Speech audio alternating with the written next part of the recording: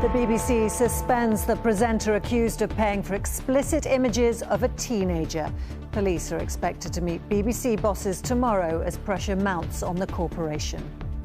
We must all remember, as we're talking about this very difficult set of circumstances, that there is a person at the heart of this, someone who has made these allegations. Also tonight, a second child, Nuria Sajjad, has died following Thursday's car crash at a school in Wimbledon. President Biden has just landed in the UK ahead of meetings tomorrow with the King and Prime Minister. And smashed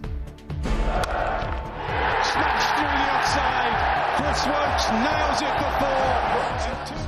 before. England's Ashes hopes revived with a rousing victory at Headingley.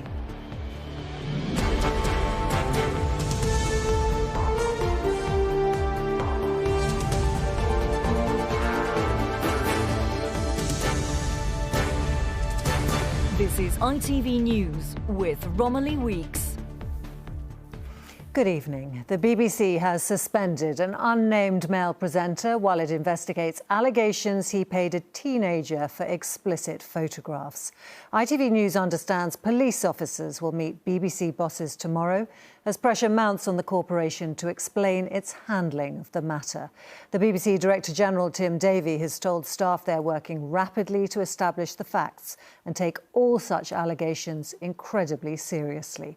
Carrie Davis has this report. One high-profile presenter is suspended and the BBC has called in the police. The Met says no formal referral has been made and it needs more information. The crisis has been building since Friday when the Sun newspaper first published the allegations. Today the government got involved and the BBC have finally issued an updated statement. The BBC first became aware of a complaint in May. New allegations were put to us on Thursday of a different nature. And in addition to our own inquiries, we've also been in touch with external authorities in line with our protocols. In today's Sun newspaper, more damaging claims. The mother of the alleged victim claims her child has received a total of £35,000 from the presenter, which she says fueled a drug addiction. I've had 3 years of hell. The impact of this has been terrifying. In my mind, that man was supplying the crack. The demand from politicians is for answers and quickly. I very much encourage the BBC and expect them to come forward with an explanation as to what is happening. But also we must all remember, as we're talking about this very difficult set of circumstances, that there is a person at the heart of this, someone who has made these allegations. Look, it's incredibly concerning, as is the response of the BBC, who need to much more quickly investigate complaints like this and take it more seriously. With the presenter's identity protected, there has been wild speculation on social media. Jeremy Vine has threatened to sue people who have wrongly accused him. A media lawyer has warned against sharing theories online. They're very serious allegations, and to be wrongly identifying people, firstly, is grossly unfair to the people involved who are innocent and nothing to do with this. People who do this and start speculating are themselves at risk of defamation claims. BBC bosses say they're in touch with the family at the centre of these allegations. The corporation, facing claims a vulnerable young person's life has been ruined by the alleged actions of one of their biggest stars. Carrie Davis, ITV News. And I'm joined by our UK editor, Paul Brand. Paul, fresh revelations in the Sun tonight. Yeah, Romilly, of course, it's the BBC's remit to ask the questions normally, but tonight it is having to come up with some pretty difficult answers, particularly, as you say, the revelations keep on coming. Tomorrow's Sun newspaper has the headline, "What have you done?" alleging that this presenter phoned the alleged victim to ask why this person had decided to speak out and tried to persuade them as well to tell their mother to stop the investigation. It was the mother that first blew the whistle. They say that the family are upset with the BBC statement today describing the allegations as new, because they say when they raised them in May, nobody phoned them to actually talk to them about these allegations. And the paper also says a dossier of evidence has now been handed tonight to the BBC. I think the big questions for the corporation are who knew what when? Did they investigate sufficiently? Why was it only today that the Star was eventually suspended? For the BBC's part, I think they're trying to get across the point in all of their statements today that there is some nuance in this. For example, they say or suggest that it was quite difficult to get hold of the family that are involved in all of this when they did try to investigate. And they point out that the presenter is entitled to some privacy. They have to go through a fair process. They can't just jump on every claim that's presented to them as a corporation. And these are only allegations at this stage. But tonight they are in contact with the Metropolitan Police. I understand they will meet with the Metropolitan Police, BBC executives, tomorrow, and the Metropolitan Police may well ask questions that the BBC has so far failed to answer. Paul, thanks for that update. A second girl has died after a car crashed into a primary school where pupils were enjoying an end-of-term party. 8-year-old Nuria Sajjad had been in hospital since the crash happened on Thursday in southwest London. Her family paid tribute to her, calling her the light of our lives. Vincent McAviney has our report. Just 8 years old, Nuria Sajjad is the second pupil killed in the Wimbledon school tragedy. In a statement released this evening, her family have paid tribute to a life cut short, describing Nuria as the light of our lives. She embodied joy, kindness and generosity, and she was loved by all around her. We would like to thank the efforts of the emergency services, all the extraordinary staff at St George's Hospital, the parents of Nuria's class fellows, and staff of the study prep for all they have done to ease Nuria's journey. London Mayor Sadiq Khan has paid tribute to Nuria, saying his heart goes out to her family and everyone affected by this tragic incident. Fellow pupil Selina Lau, also just 8 years old, died on Thursday.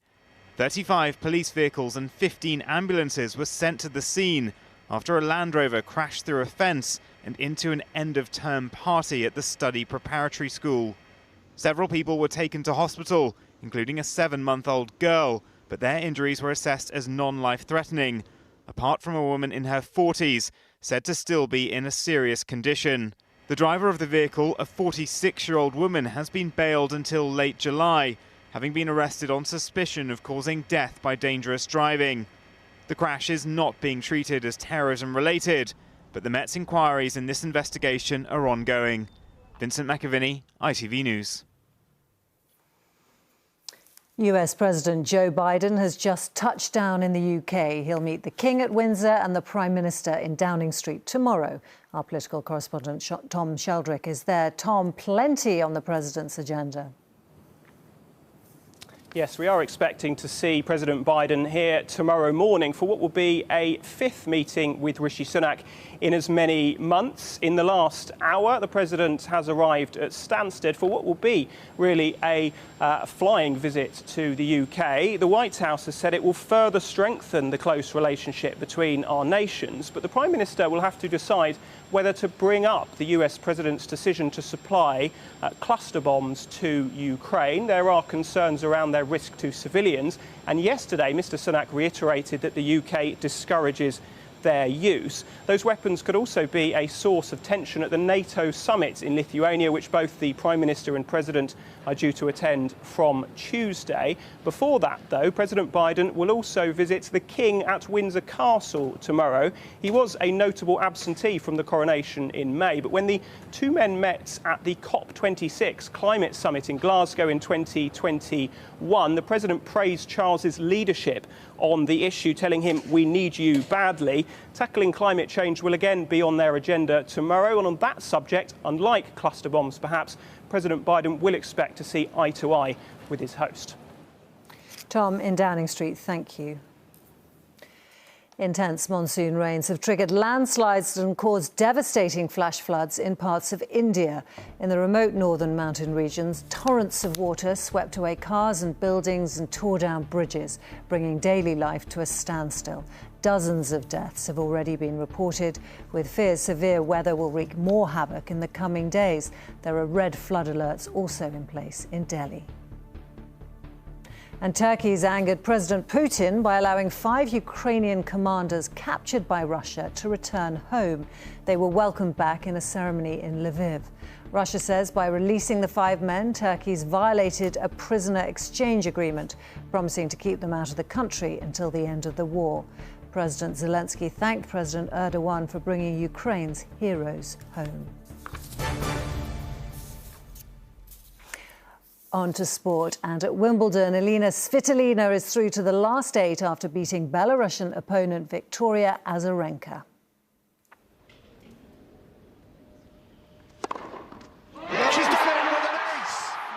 After a close game, an ace won it for the Ukrainian, but there was no handshake.